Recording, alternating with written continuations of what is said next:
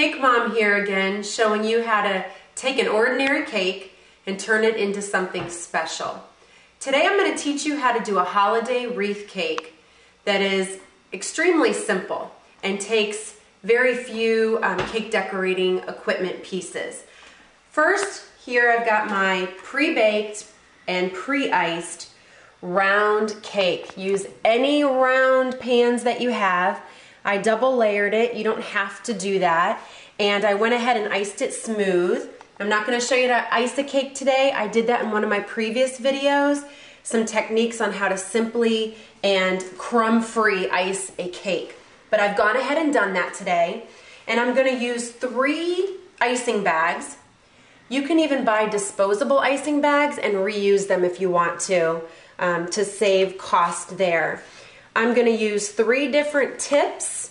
I have 2 different writing tips. You don't have to use 2 different kinds, but I have a number 68 here and I have a number 352, but any 2 leaf tips will do the trick. And I also have a writing tip, which is basically just a circular tip, and this one's a number 4. So we're going to go ahead and get started. I have a piece of wax paper here. If you want to do some practice on wax paper, and then the nice thing about that is you don't have to waste any icing. You can simply practice your leaves, and when you're done practicing, simply scoop up the icing and put it back in your bag, and there's no harm done. So I'm going to take my green icing, my number 68 tip, and basically you're going to hold it, I like to think of it as like an alligator with the mouth opened, so that when you put it down on your parchment paper or your cake and pull slightly, it gives you the proper shape. If you hold it vertically, it's going to give you the wrong kind of shape. It's more like a vine shape, which you can use for other decorations. So we're going to do the leaf all the way around your cake, starting at the edge. Just simply apply pressure and pull. And you're going to do that all the way around the outer edge. Now, the harder you squeeze, the bigger your leaf comes out. So it depends really what size you want. And my bag is snapping and popping. I promise that's the icing and not me. Lots of air in the bag. And if you ever do get that popping and snapping and you get bubbles that kind of explode on your icing, you can just scoop that up and put it back in your bag and start over again. And basically you're going to want to push your icing all the way down so you don't have air in your bag that's going to cause bubbles to mess up your decorations. Now I'm going to go ahead and do a second row of leaves all the way around, and basically you're going to start at the base of your first layer of leaves and you're just going to overlap right over them. And it doesn't have to be perfect, it doesn't have to be perfectly symmetrical, it doesn't really matter as long as your finished product is a circular layer of leaves. So I'm just pulling all the way around. That was my second layer, and as you can see, like for my third, I might go in between the 2 leaves and pull all the way around. And like I said, it does not have to be perfect. Just go ahead and go all the way around a third and maybe even a 4th time. So I went ahead and finished up my rows of leaves, and on this cake I have about 5 or 6 rows, but basically eyeball it and see what you like. And at the end you want kind of like a nice round pattern in the middle. You can even take your leaf tip if you see some spaces in between and just fill in as desired if you see any spaces that you don't like. Like I said, it doesn't have to be perfect. Another nice idea is to do this on an angel food cake or a bundt cake, and the circle is already there for you. You don't have to worry about it.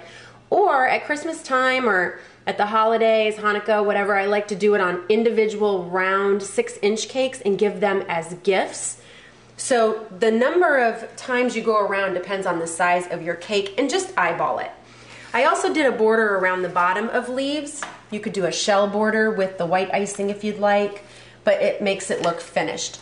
The next thing I'm going to do, and I think I'll show you on the parchment paper, is a poinsettia.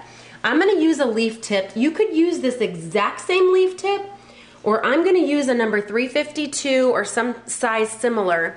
And like you can see, it kind of has an alligator shape, and you actually want to place it on your parchment paper, mouth opened, to get the proper shape. And when you squeeze, you're gonna get a leaf shape. And for my poinsettia, I'm gonna go around this way to make my poinsettia shape. And you wanna make sure the mouth is opened. If you do it this way, you're gonna get a straight line. So make sure the mouth is proper. You can also use this exact same leaf tip with a red color or pink or yellow, whatever you wanna do. So I'm gonna go ahead and do some poinsettias on my cake. And all I'm gonna do is right on top of those leaves, I'm gonna squeeze and pull, squeeze and pull, squeeze and pull, and again.